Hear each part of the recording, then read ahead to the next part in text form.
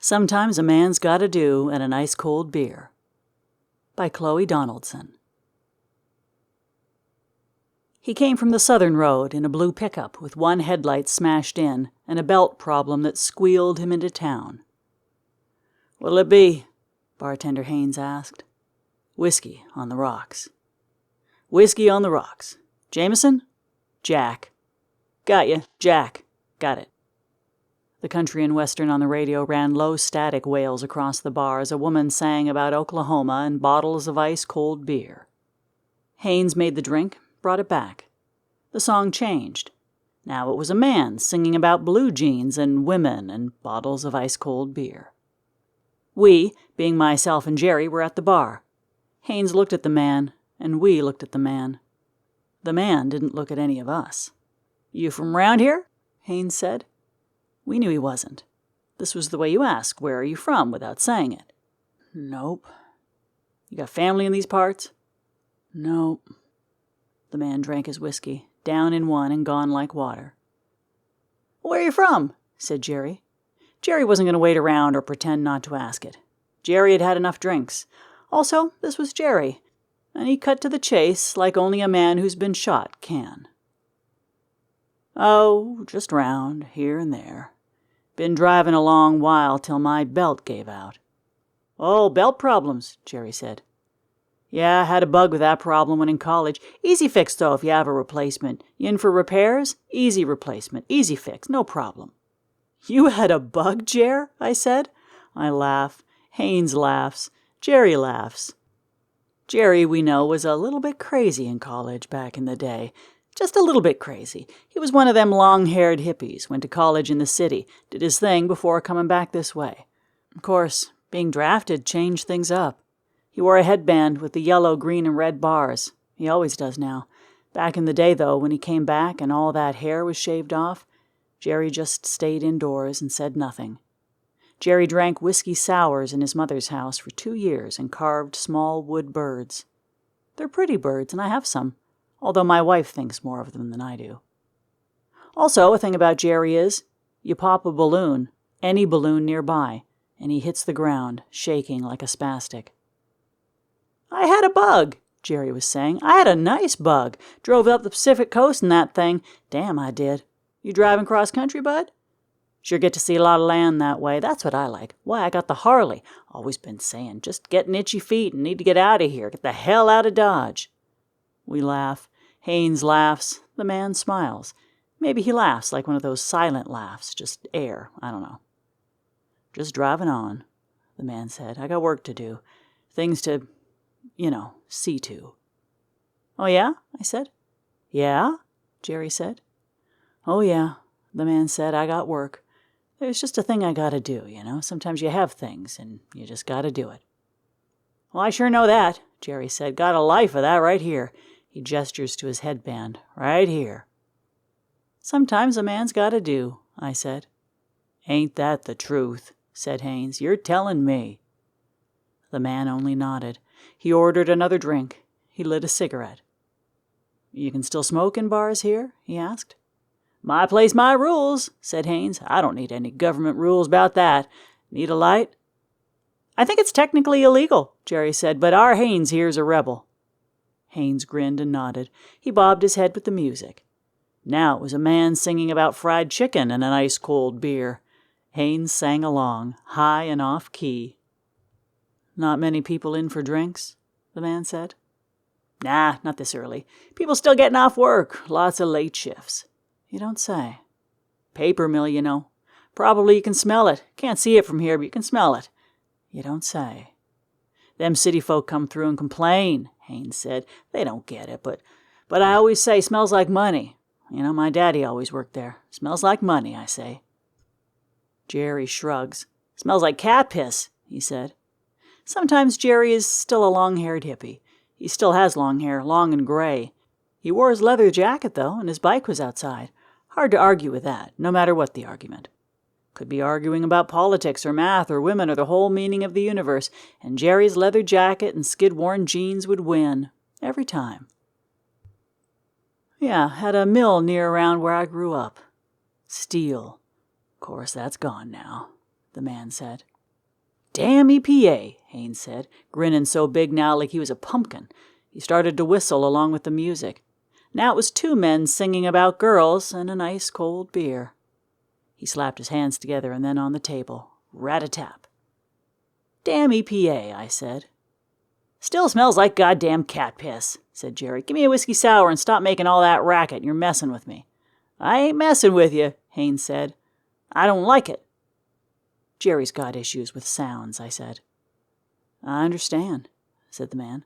Gotta respect you folks. You fought for freedom and such. That was the end of the good old days, you know. Not much honor left. Damn right, said Haynes. Say, you a vet? He shook his head no. Jerry didn't say anything. Jerry's expression was unreadable. That's Jerry for you, though.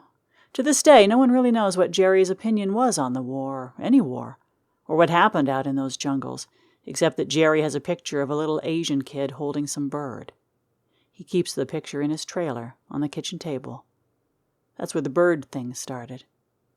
You wouldn't know to look at Jerry, though, not the way he's dressed and looking like he does with the hog and all. Looks like Hell's Angels, really. But I respect you folk, the man was saying. I respect you. The man spoke, looking right at Jerry. It was the first time he looked right at anyone. He looked Jerry in the eyes. That made Jerry smile, a big old Jerry smile, the kind that cracked across his beard and showed all his fillings. He slapped the table and, with an "I'll be," ordered everyone around. On the radio, a man sang about getting a girl with long tan legs, and about ice-cold beer. The man drank down like water again. Times are rough, he said, for a lot of folk. I don't think people know who the real heroes are anymore. Well, said Jerry, well, I agree, Haynes said, and whistled to the radio. We don't have examples for the young. No heroes, no examples of how to be men. This wouldn't happen for anyone else. But we're letting our boys down. I agree, said Haynes. I keep saying that. The pastor said the same thing, and I heard it on my radio programs too and on the TV, but no one's saying anything, just silence. Silence, I said, not a damn word. The man nodded. He frowned. He ran his finger in the water round left by his glass on the countertop. The trouble is, he said, men aren't real men anymore. I come from hard-working people. Never asked for anything. I worked hard all my life for my daddy's job. I got my first car at 16 and learned all about it. I bought my family a house, remodeled it, got some animals. But my kids got some ideas in their heads from public schools and TV and what else, and all about a different life. It's all about recycling and rap music and dressing like a thug. It's like they all got brainwashed by fancy phones. I went to summer camp and won the canoe contest every year as a kid, but my son couldn't even paddle. Damn, that's how it is these days, huh? I said. Yep, said Haynes, you know it. He drummed his hands again. Haynes was a drummer, not a real one. When we were all in high school, he had a drum set. Haynes would say he appreciated music. He kept the radio on. He kept a jukebox, but he found it at an antique store. This was quite a laugh. Everything in the antique store are all raggedy dolls and record players and not antique. We're old, we said. We laughed. The jukebox was broken, and Haynes had it in the storage shed for a rainy day when he'd fix it. So, we're old, I said. Like we'd said before. Like we often said. We got old. I slapped Jerry's back because Jerry was next to me. Jerry laughed and shook his head. Damn right, he said, damn right. Yep. Haynes drummed his hands. He whistled in time to the music. The man at the bar said nothing. He looked at his hands. They shook some, like he still needed a drink. Haynes must have noticed because he brought out a beer without the man ordering anything and said, On the house. And then, Is something bothering you, bud? The man, now holding his beer with both hands, he looked off like he saw something in all the bottles of Jameson and Jack behind the counter. He looked tired, like he was more tired than anyone had ever been before. He sighed low, down from the bones. You know, he said, Back when I was young, I wanted to be like all my big heroes. I loved heroes. George Washington, Thomas Jefferson, Captain Kirk, Frodo. A big reader, huh? Said Haynes.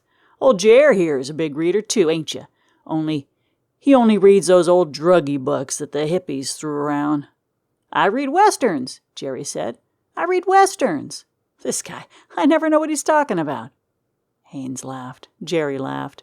I didn't say much. I'm no reader. The man laughed, just a little. He nodded like he was shy.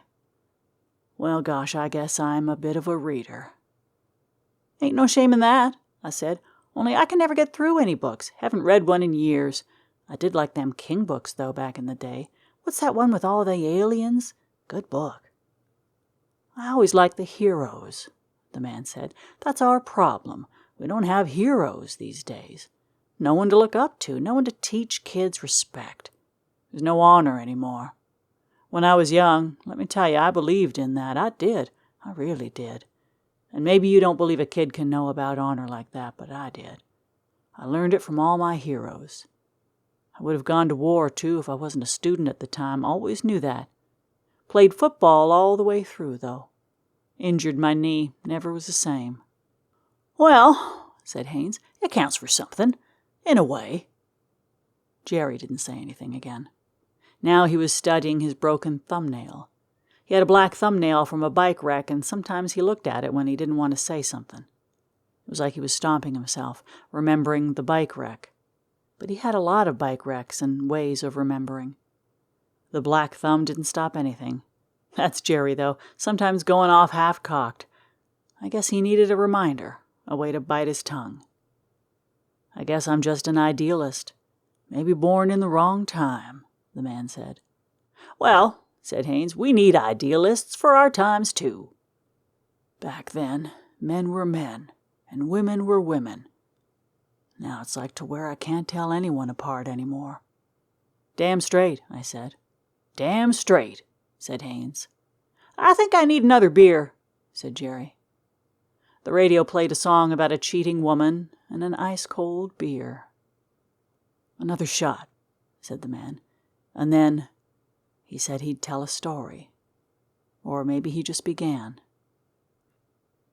When I was a kid, he said, I would spend a big part of summer at my grandfather's place, in the countryside with my brother. It was a good sort of thing for a kid to do. Taught character. We learned shooting and wandering in the woods and would go canoe down the river. Always was one for the canoes. I used to think maybe I was Indian in a past life. Always had that ideal, an independent spirit. Anyways, we'd go, my brother and we would go every summer. One summer we'd go down there and spend time shooting, just like squirrels and raccoons and like that. We tanned some skins in part of the stables. My grandfather always had horses, really beautiful ones, pure breeds, papers and everything. We learned to ride there. There was an instructor named Mo, every Thursday with Mo. Anyways, we were out and met up with our friend Ricky. Ricky was just about the most all-American kid. Together we'd get into all this mischief. Nothing bad. Just mischief, like putting a ghost scarecrow in someone's garden, busting mailboxes, throwing eggs at the illegals, just boy things. We went together and went to go shoot, but it was a hot day, and when we were out we stopped by this big old pond, lake, really. There was an old rope swing and a dock, and we could swing out with that and land in the water way out there, and the dock always went way out, so we didn't have to swim back too far, which was to be safer, Anyway, that's what it's supposed to be like, right? Kids doing kid things. Summers in the country and running around like free kids, like freedom, Free. That's all anyone wants to be. That's America. Yee-haw, said Haynes, half in a laugh, half serious. I used to work baling hay every summer, so I think I get that pretty darn well. Good way for a kid to be. Good way for anyone to be, I said. Freedom ain't free, though, right? Said Haynes. I got you, Jer. Jerry shrugged. Let the man talk. So anyway, the man said. Anyway, we had this summer, this Perfect summer like. And I think, I think I never did appreciate it. Those were the best times, Not high school or college or whatever they say about all that stuff. Or marriage, Haynes said. God, not marriage, the man said. Hell no. But let me finish. So it was this perfect summer that we were all going swimming, and Ricky was teaching us some diving tricks. He knew a lot about that stuff. Was already on the swim team, learning to be a lifeguard. He practically lived in the water, and so we were all out there playing on the docks, swinging out, and Ricky, he taught us to swan dive and backflip.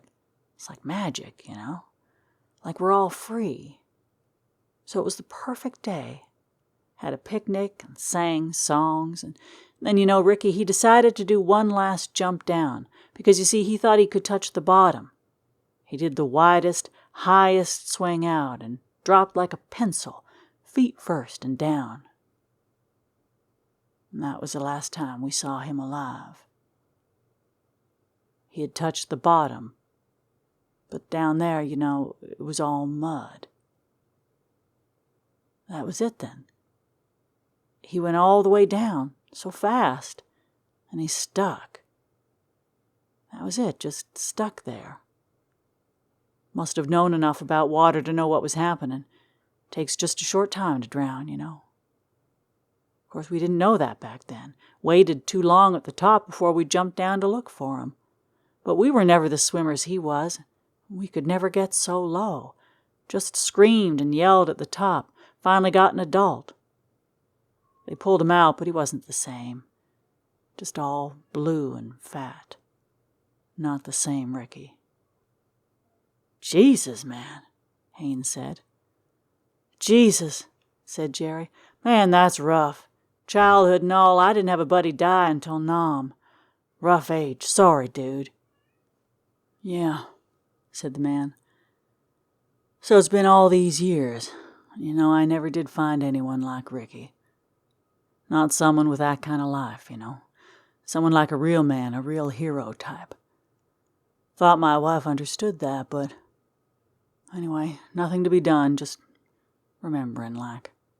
Knowing those were the real times, with freedom and goodness, the American way. The man thanked us for the time and the drinks. He shook everyone's hands. He thanked Jerry for serving. Then he left, took his truck to the mechanic. Later on, he drove off.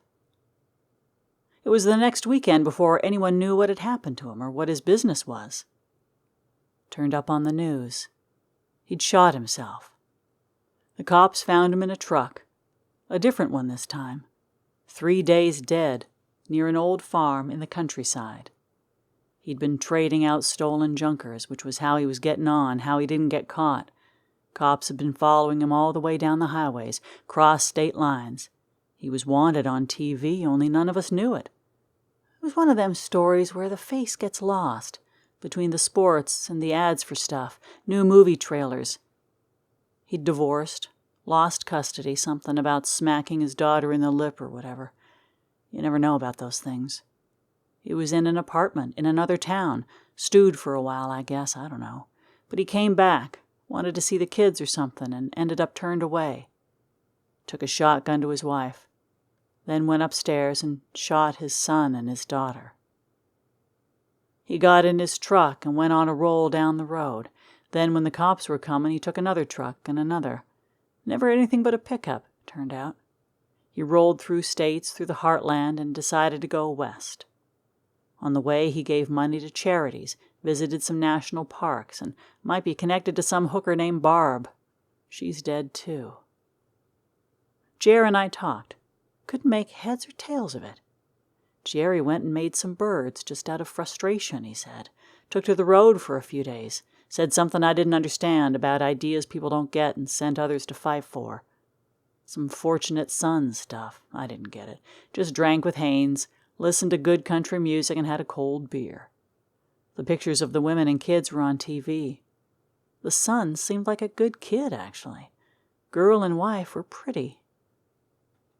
Too bad in the end. Like I said, you never know about these things.